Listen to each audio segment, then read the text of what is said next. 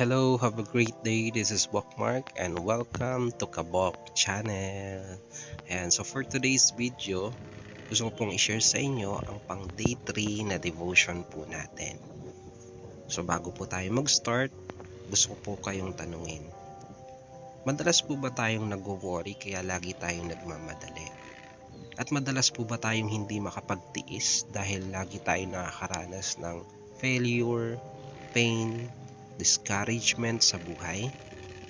At especially, madalas tayong hindi makapaghintay na dumating yung achievement natin sa buhay. At kadalasan sa mga kabataan, hindi sila makapaghintay na dumating ang kanilang future partner.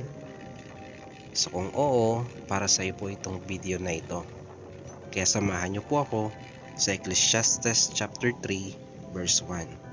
Sabi po dito, there's a time for everything and a season for every activity under the heaven. Ang pinupunto dito ni King Solomon ay patungkol sa circle of life, na ang lahat ng nangyayari sa mundong ito at maging sa buhay ng tao ay mayroong kapanahunan. Kaya dapat pagkatiwalaan natin ang Diyos, na ang Diyos na nagtakda ng kapanahunan sa lahat ng kanyang nilikha na may buhay. At ang lahat ng kapanahunan ay paulit-ulit lang.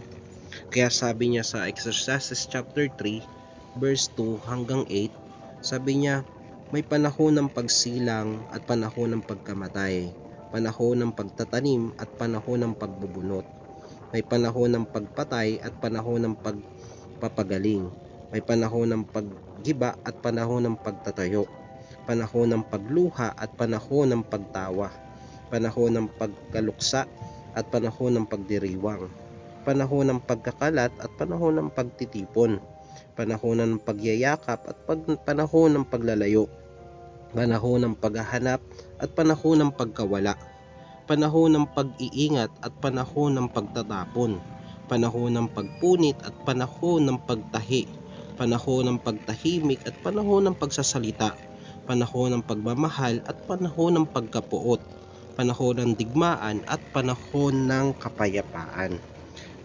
Kaya pagkatiwalaan natin ang Diyos na ang nagtakda ng lahat ng kapanahunan.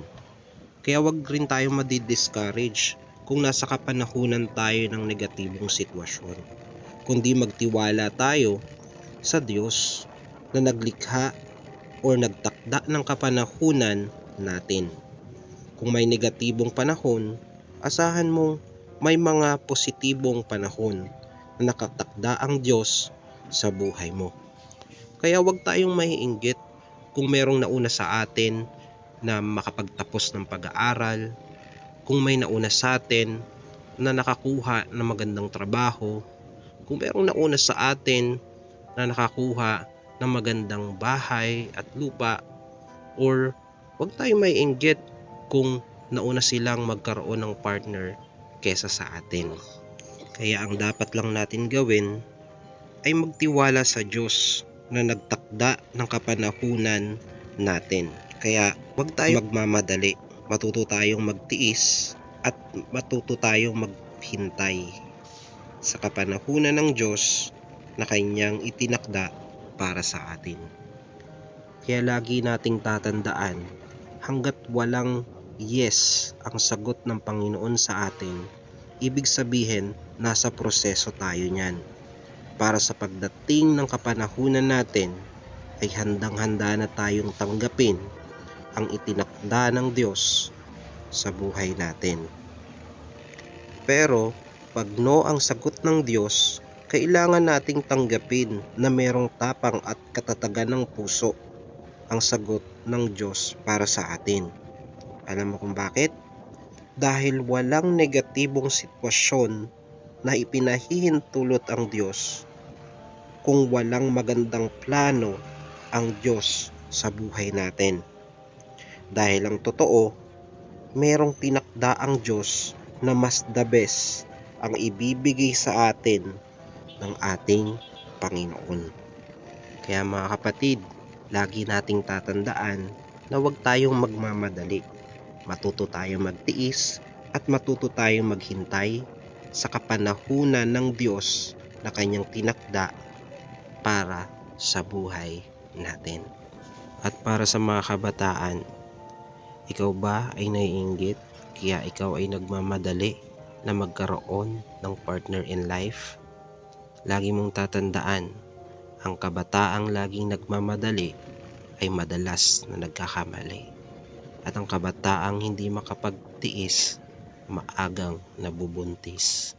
At ang kabataang hindi makapaghintay, maagang nagiging tatay. Kaya mga kabataan, matuto tayong maghintay.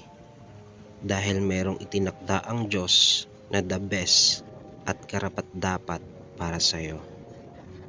Ang kailangan lang natin gawin ay magtiwala sa Diyos na nagtakda sa lahat ng kapanahunan dito sa mundo, maging sa buhay ng tao.